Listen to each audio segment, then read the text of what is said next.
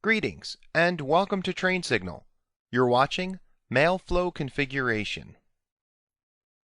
Let's talk about the mail flow feature.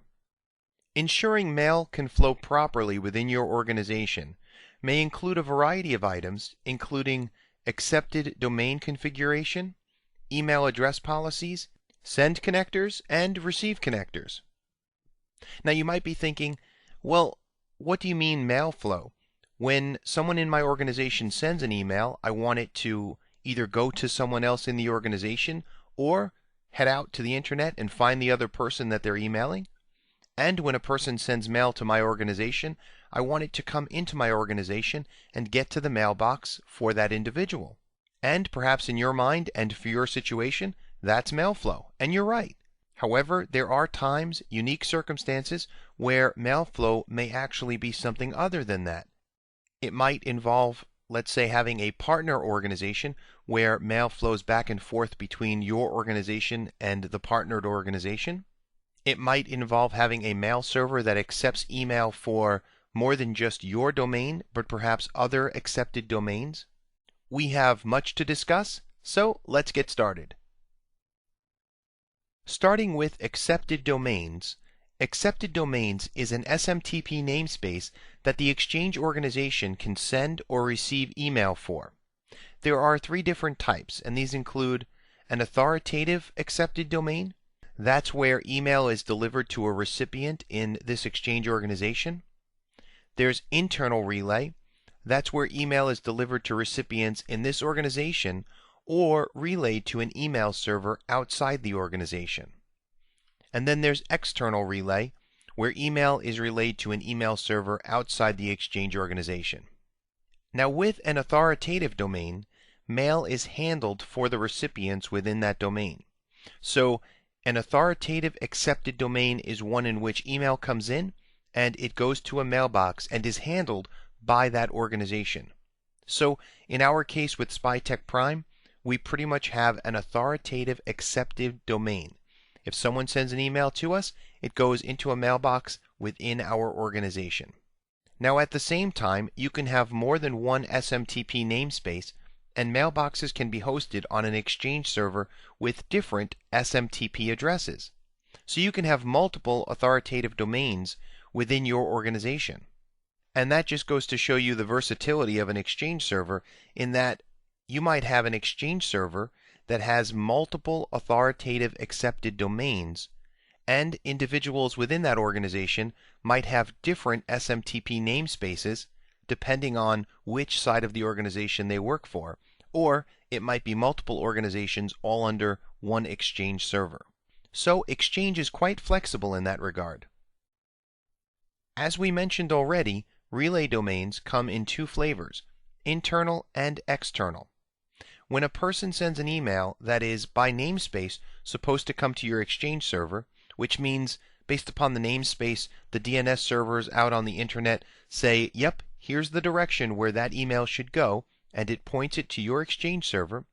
Well, if that email is not for an internal mailbox, in other words, when the Exchange server receives that email and it looks and it realizes that it was not sent to an authoritative accepted domain, well, then it looks for a relay domain for that email. If it has information for a relay domain, in other words, if it knows of an internal or external relay that it can send it to, then it will send that email along. Let's jump over to our Exchange server and let's take a look at our accepted domain. Alright, so here we are on our Exchange server. We already have the EAC open and we're under recipients. Now everything we're talking about is under mail flow. So if we click mail flow, we can see here that we have rules, delivery reports, but it's really these last four that we want to talk about. Accepted domains, email address policies, receive connectors, and send connectors. So accepted domains, here we have the one accepted domain. Note that by having it selected, we can see here on the right that it is an authoritative domain, which means we will accept email into our organization, into this Exchange server, for anyone that has a mailbox that is for spytechprime.com. Of course, they have to have a mailbox. So that mail, if it comes in and there's no mailbox, well, it's not going anywhere. But as long as we have the mailbox, we are an accepted authoritative domain. Now, if we double click this domain, we see here the name, we see the accepted domain name there, and then again the three options: authoritative domain, internal relay domain, where it's either delivered to recipients in this Exchange organization or relayed to an email server outside this organization, and then external relay domain, where email is relayed to an email server outside this Exchange organization. So we have options. In the case of SpyTech Prime, we simply need a single accepted domain that's authoritative. So we're not going to be making any changes to this. Even when we talk about it from a scenario perspective, we're not going to set up anything different from what we have here. It is good, though, for you to understand, even in a simple arrangement where you only have a single accepted authoritative domain, that you do have flexibility with Exchange, and you can establish other methods for mail flow by establishing other accepted domain types, like an internal or external relay domain. All right, let's jump back over to our slides and let's talk a little bit about email address policies. Let's talk for a moment about email address policies. Recipients are mail-enabled Active Directory objects. Email address policies generate the primary and secondary email addresses for recipients. The default policy is a combination of the user's alias, the @ symbol, and the default accepted domain. You can make changes to the email address policy, like firstname.lastname or lastname.firstname@company.com or firstinitial.lastname and so on. So perhaps you've wondered why some companies have a pattern for their email addresses like firstinitial.lastname, whereas other companies might go with the full firstname.lastname or something along those lines. And it's really just a matter of preference.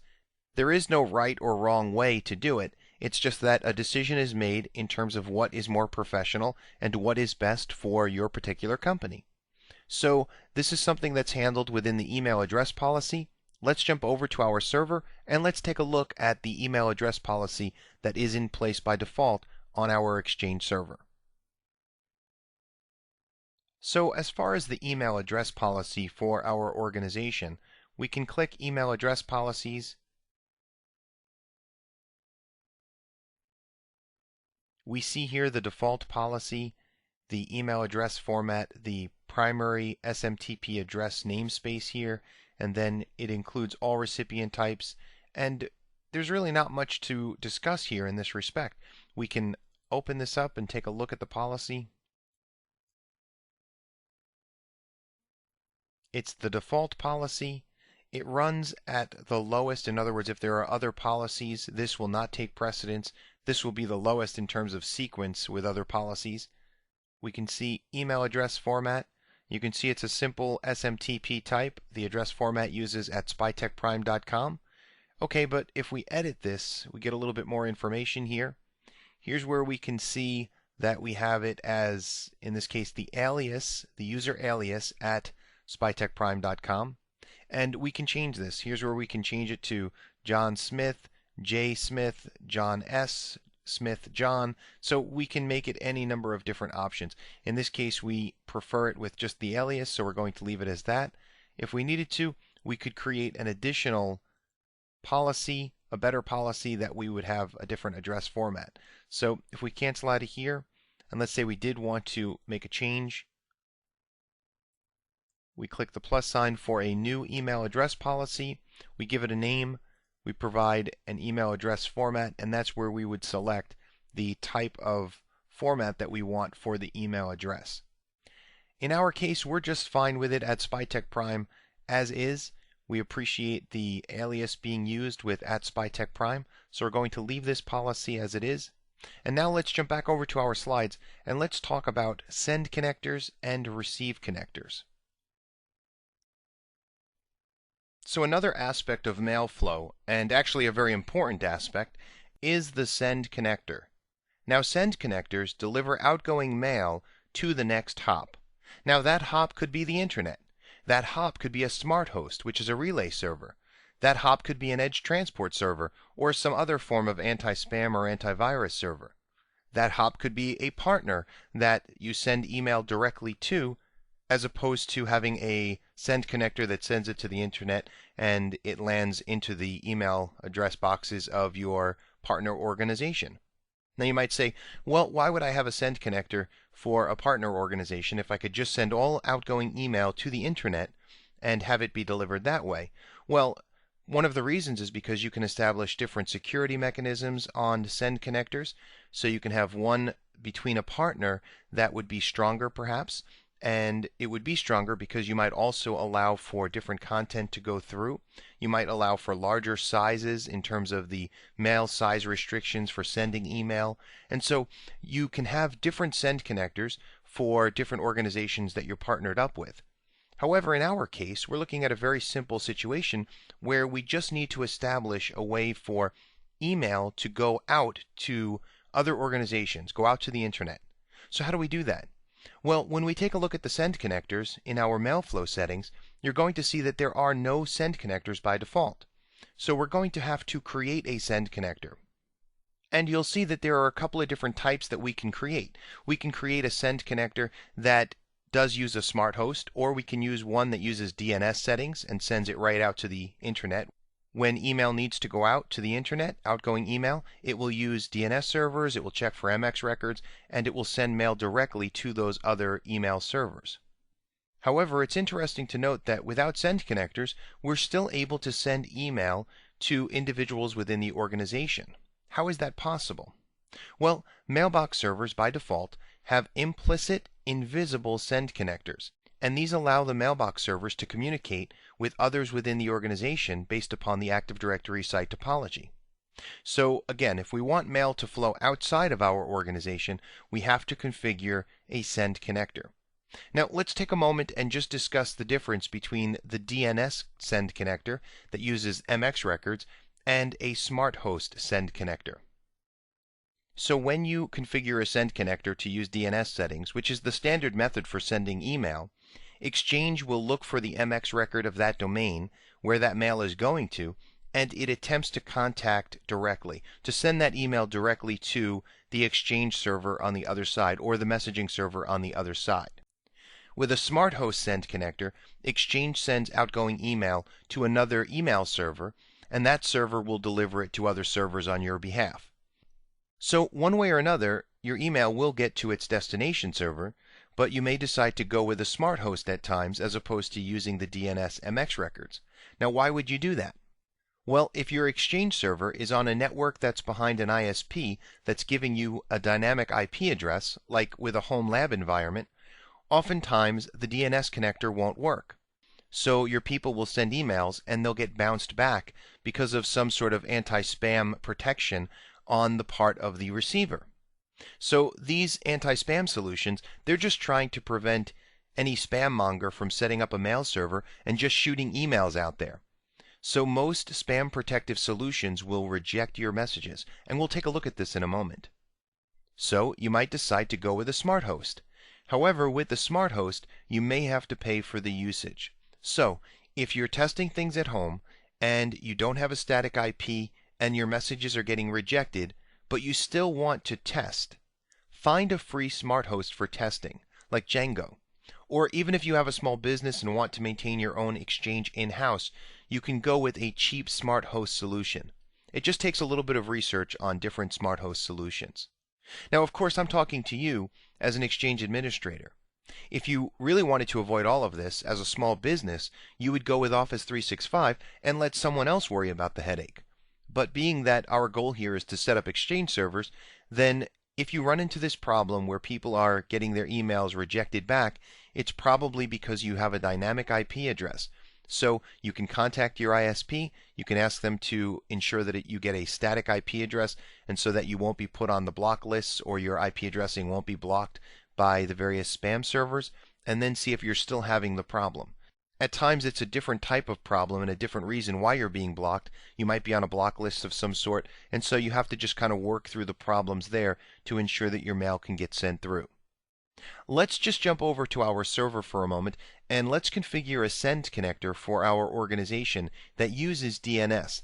And you'll have an opportunity to see what happens when we try to send email directly to another individual that has an anti-spam solution in place and will block that email because in our case, we're sitting behind a dynamic IP address, and so our emails will bounce back without the use of a smart host. Let's take a look. Alright, so here we are back in our Exchange Admin Center. We're under the Mailflow settings, and we have send connectors selected already. And you can see there are no send connectors. That's the default. So the first thing we're going to do is we're going to click the plus sign, which is for a new send connector. We'll give it a name to start. We'll call it Outgoing Send Connector, something simple, so that we have an easy way to remember what we're creating. In our case, there's only going to be one, so we don't have to worry about partner send connectors and making sure that we have a meaningful, distinguishable name in that sense. In our case, we're only going to have the one. We're not going to establish partner send connectors at this point, so we don't have to worry about it being too meaningful a name. We certainly will know that this is the outgoing send connector because it will be the only one there. And here we can choose the type, and so we'll choose Internet to send internet mail, and we'll click Next. And here we can see where we can choose between a DNS or a smart host send connector. So the default is the DNS one, MX record associated with recipient domain. That's how mail will be sent, and we'll leave it at this. If we wanted to create the smart host one, and we will later, then we would select the second one and put the smart host information in there. So we'll leave it as MX record associated with recipient domain, and we'll click Next. Here we see we have to put in the address space, and so in our case we're actually going to send all outgoing mail through this send connector. So the best way to do that is, instead of putting in an FQDN, where the FQDN would be specific, like if we had a partner that we were going to send email to, in this case, being that we're sending all outgoing mail, we just put an asterisk in the space here. So literally, we put an asterisk, and what that basically says is that all email that's not going to another individual within our domain, SpyTech Prime, should be sent out through this send connector. So we leave it at this, and we click Save, and we click Next. We have to associate the send connector with a server, so we click the plus sign. In our case, there's only one server, so it will find that server. There it is. We click Add and OK. And then Finish. And here we have that send connector. And so you can see here we have a maximum send message size of 10 megabytes. We can change this, but we don't want to, because actually the policy for SpyTech Prime is to keep it at 10 megabytes. So if we wanted to, we can open this up, and after creating it, now we can go in, and you can see that there are all of these other options that we can start working with now that the send connector is in place. So here we can proxy through client access server, we can set the protocol logging level, we can change the maximum send size if we want, and we can do other things. Delivery, here we can change the settings here, we can change the authentication, scoping, we can change some additional settings here, address space, source server, and so forth. So this send connector is up and running, but remember what we said. We made it a send connector that's using DNS MX records. And in our case, we're actually in a situation where we have a dynamic IP address assigned to our router. So at times that's going to mean that our emails will not make it through. Let's see an example of this. If we click to the administrator's Outlook web app and we click New Mail, we're going to send this email off to peter@trainsignal.com.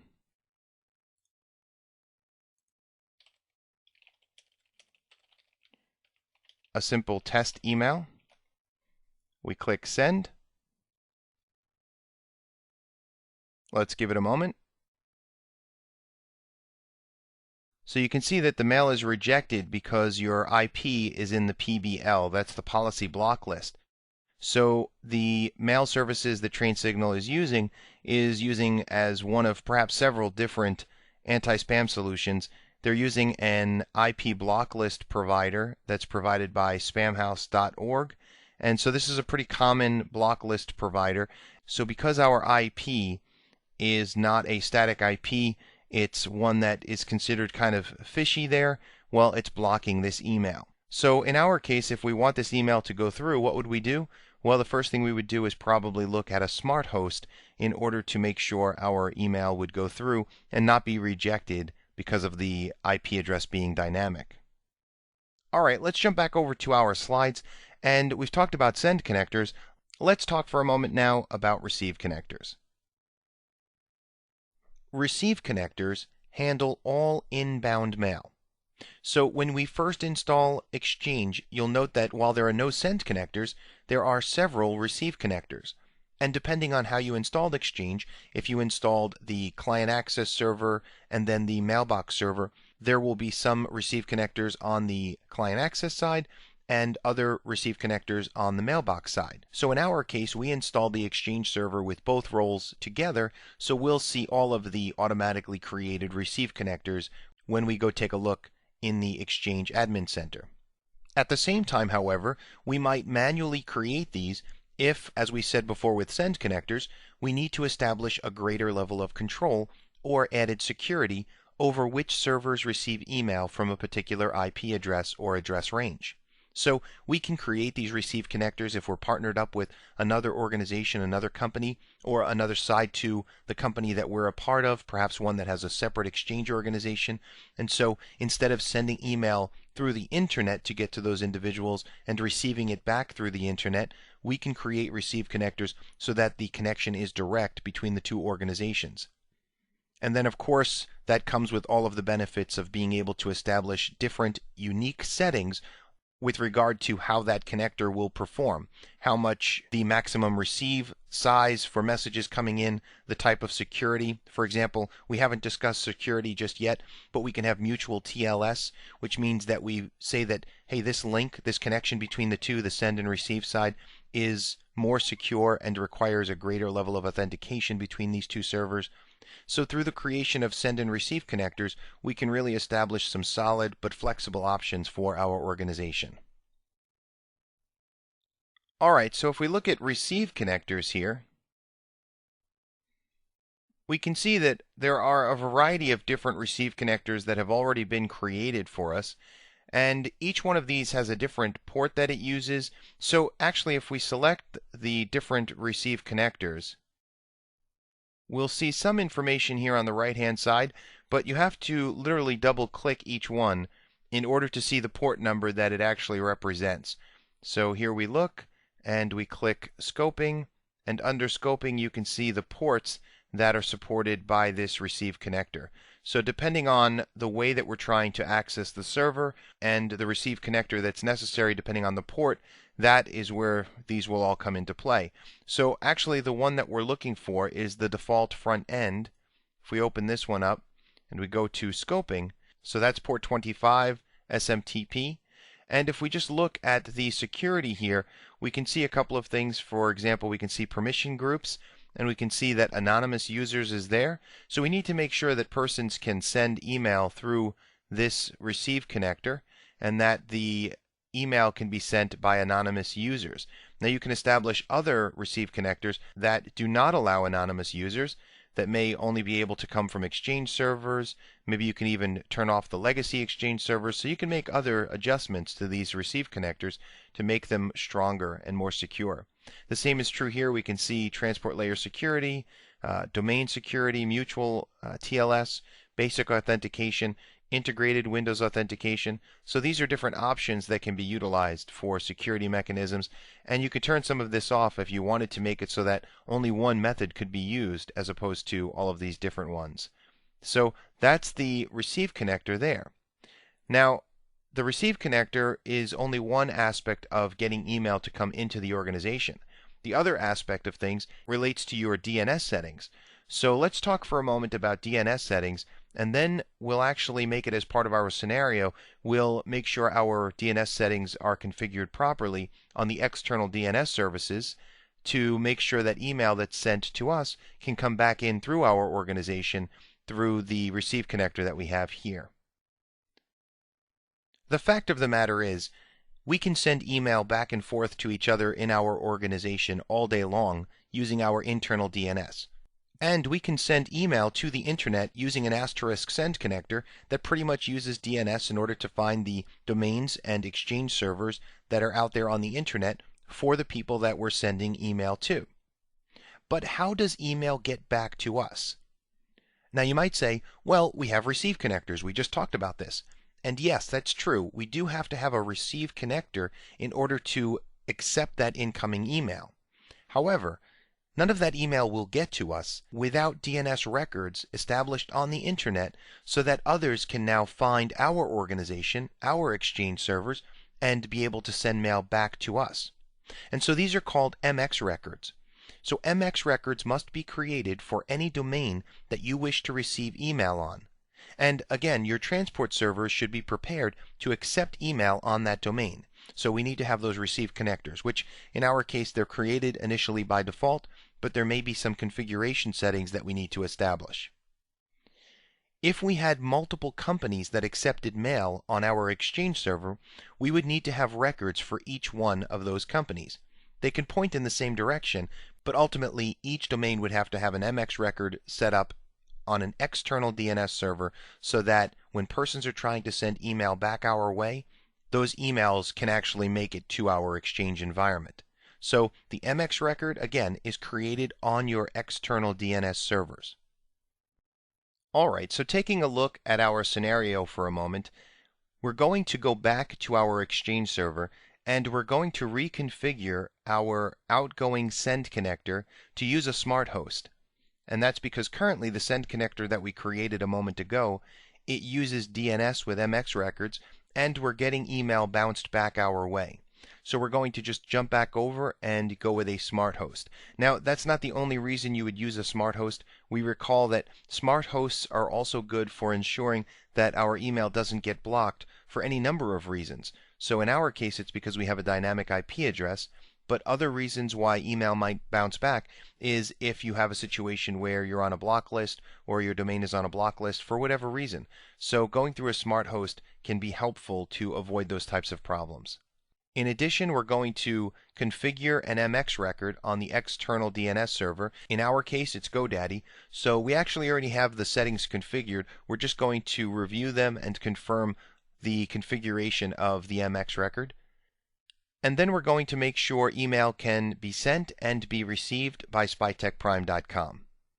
Alright, let's jump over to our server and let's see how we would configure all of this as if we were working in a production environment. Alright, so there are a couple of things we need to do as part of our scenario tasks.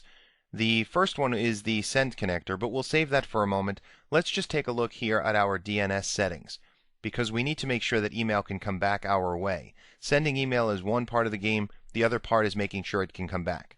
So here we can see our GoDaddy control panel, and again, for everyone it's going to be a little bit different in terms of what you're going to see with your DNS settings, depending on how you handle them, whether or not you handle the DNS server or you have an ISP handle it. So in this case, if we just scroll down, we can see DNS Manager, we click Launch, and here we can see a few different things. The way this is configured is we have our IP address. This is our public IP address that is actually on the public side of our router.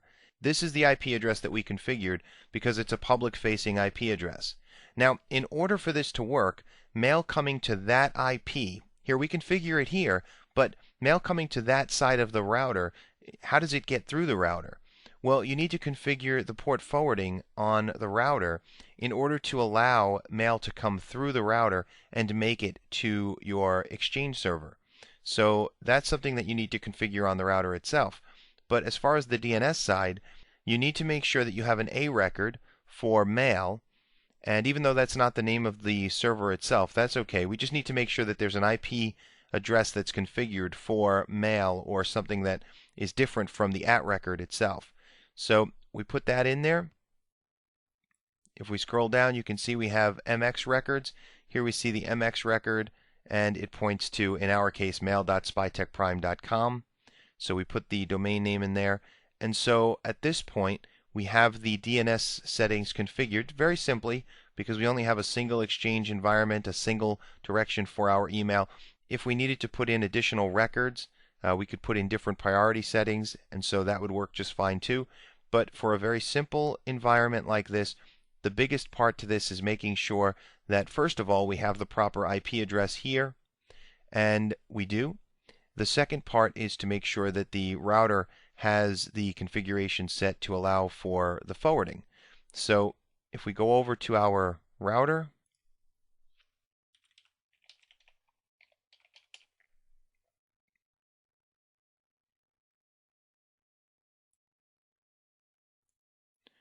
we can see we can go to set up network connection, set up port forwarding.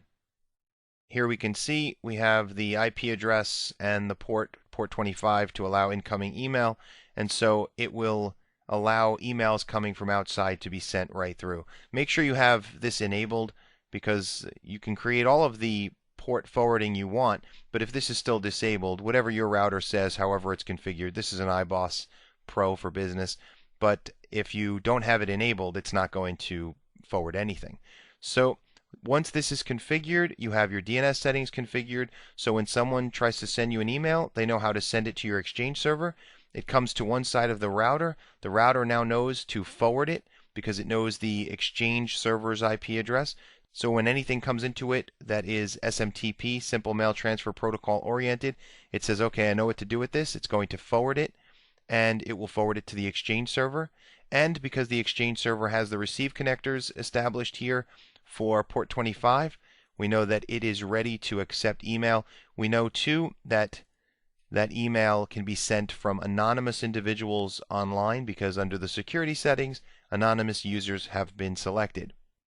So we're ready to receive email, but we're still not ready to send it, right? Because we're still working with that send connector that is using DNS MX records to send email out. And that's not going to work because we have a dynamic IP address, and we know that, at least in the case of Train Signal, email is not going to make it into their organization unless we go through a smart host.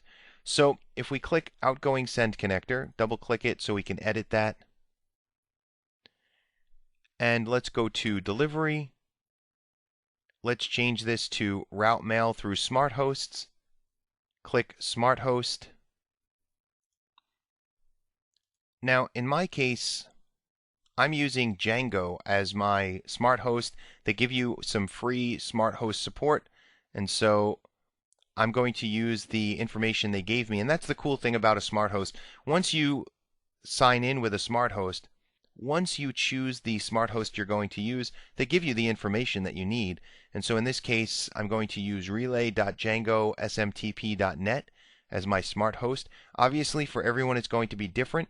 You're welcome to check out Django at djangomail.com to see if perhaps they have what you need. And so we click Save. And then for smart host authentication, in my case, we do have basic authentication needed. And so it's my username, and then the password,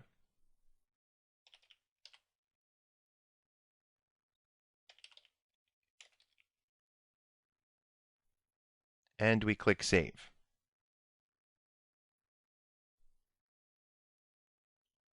Alright, so now we've made the changes to our send connector.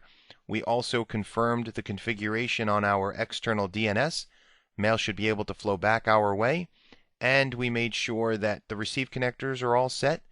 So now we go back to the administrator's account. Let's send an email again to Peter at Train Signal.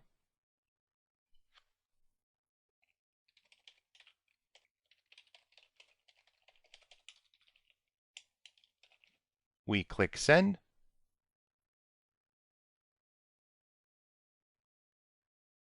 And we might as well delete this because this email doesn't work for us anymore anyway. And you can't see this, but I have my Train Signal email up, and that email just came through. Let me just bring it over so you can see it. So you can see it came from administrator at SpyTech Prime. You can see that's the message we sent. If we click Reply,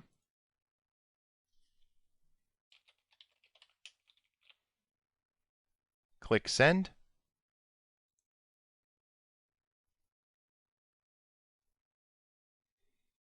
And there we go. We now have a fully functional Exchange environment. So that's very exciting. It's always exciting when everything works. It's always a good thing.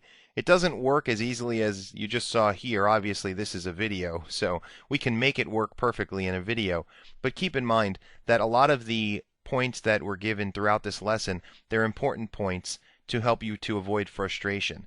Sometimes that frustration may come from your internet service provider if you're trying to determine the proper public IP that you can use for your external DNS records. Sometimes that frustration may come from sending emails and having them bounce back because you're using the DNS MX send connector. So you might want to go through the smart host route in order to avoid those types of problems. So the important thing is, especially when you're trying to set up Exchange from a lab perspective, is that you want it to work and you want to be able to send and receive emails, just to prove to yourself at least that you can make it happen. However, working through the various problems is really an education in and of itself, and it will make you a better Exchange administrator to have gone through some of the frustrations and turmoil that you might see when working with it in a lab environment. It's better to go through these types of things in a lab environment than to do it in a production environment in front of your peers or perhaps your employers. So that's one of the reasons why I always encourage folks, if they're going to learn Exchange properly, they have to set up their own lab environment, and even if you're watching the lessons, it's good to follow along and see if you can duplicate the exact tasks that you're seeing in the lesson itself. So there was certainly a lot to take in this lesson. We hope you found it informative. Thanks for watching, and we'll see you in a future lesson.